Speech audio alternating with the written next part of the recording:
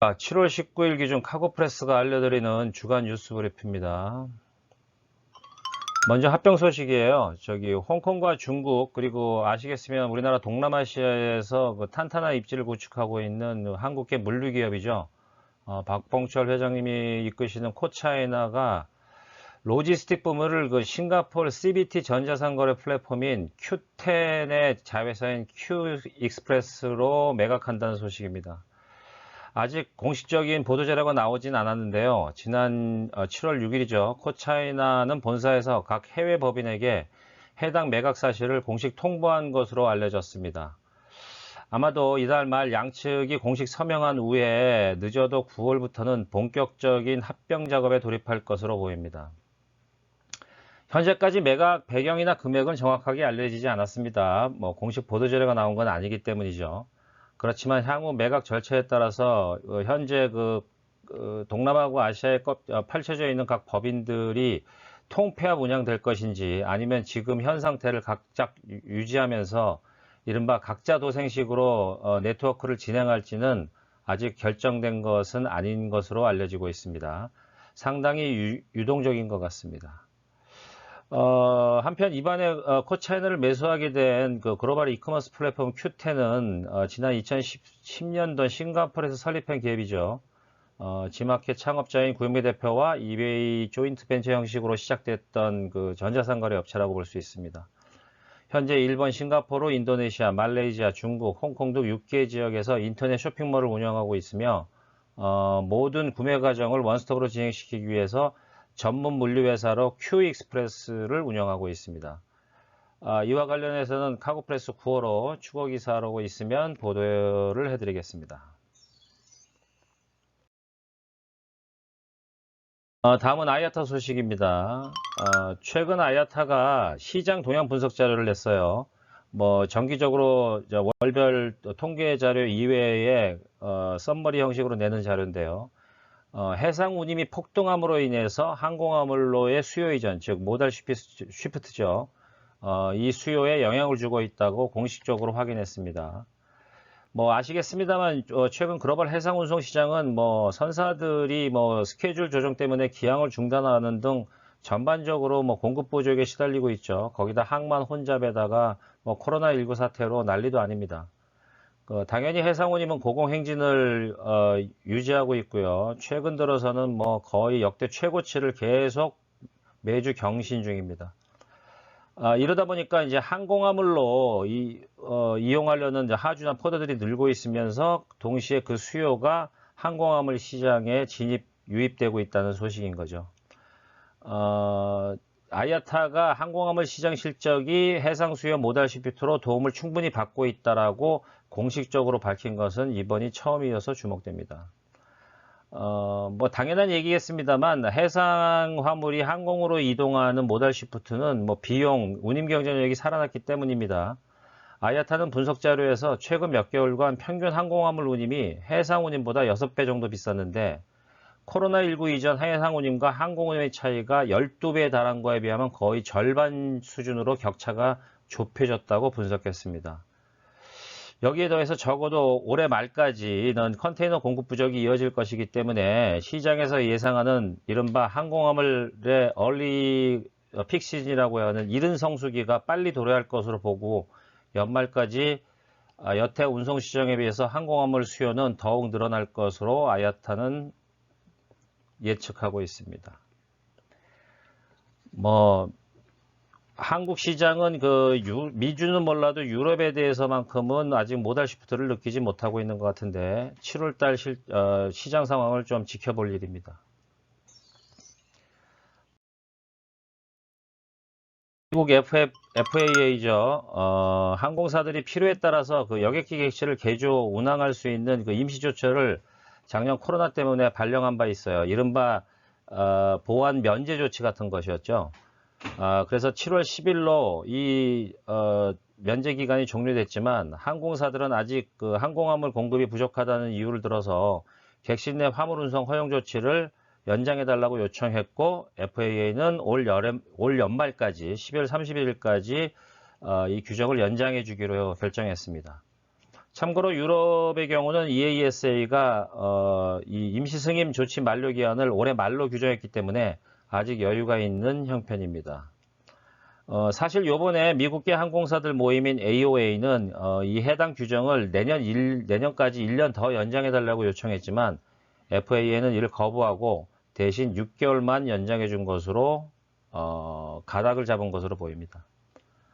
항공사들은 승객 수요가 늘어나서 이제 벨리 운송, 여객기 운송을 좀 늘려나가고는 있지만 아직 코로나19 이전만큼 회복된 것이 아니기 때문에 여객기 객실을 통한 화물 운송은 상당 기간 유지해야 된다는 주장을 한 것으로 보입니다.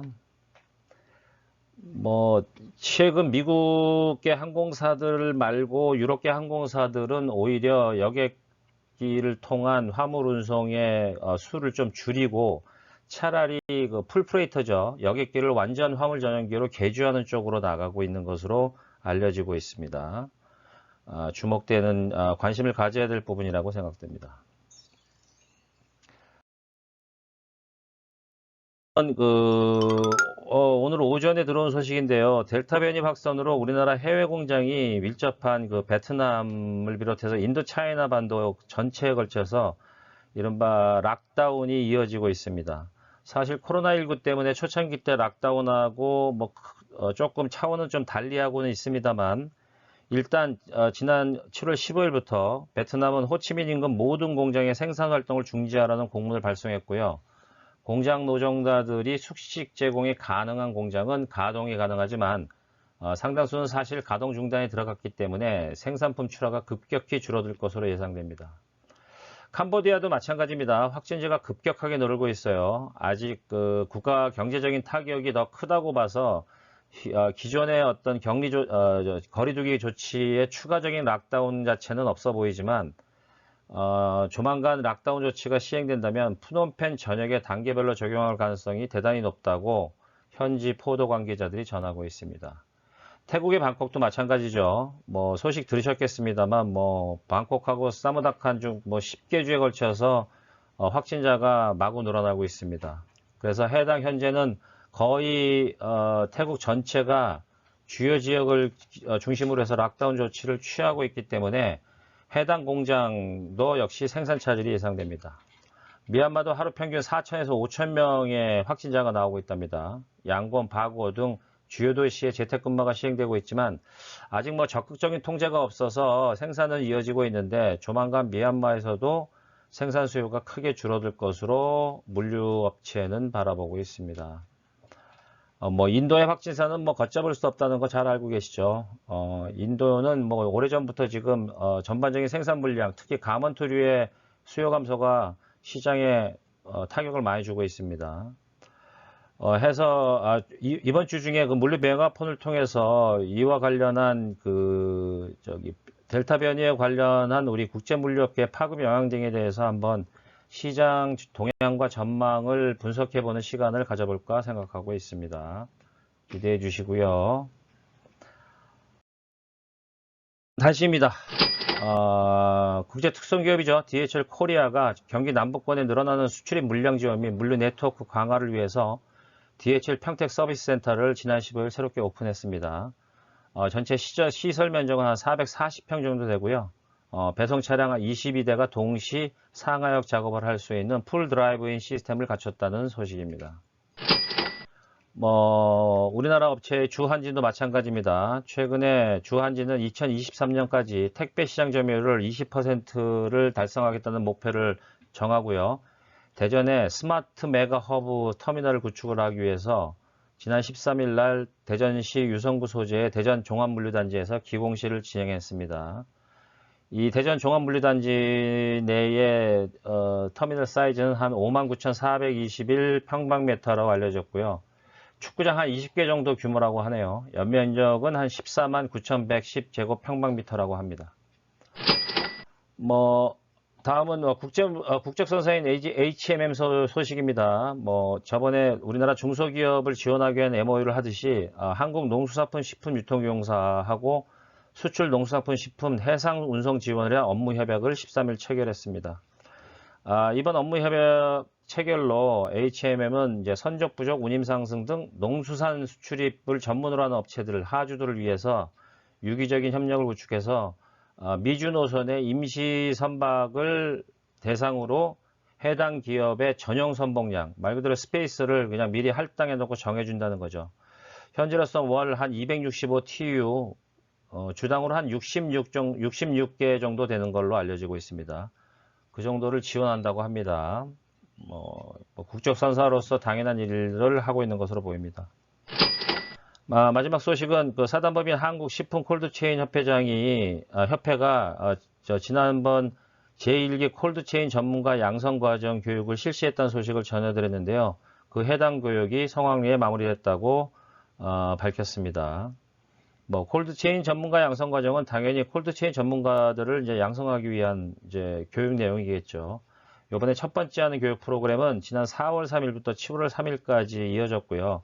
총 3개월 동안 많은 그 회원사 직원들이 참여해가지고 좋은 성과를 올렸다고 알려지고 있습니다. 오늘은 여기까지입니다. 감사합니다.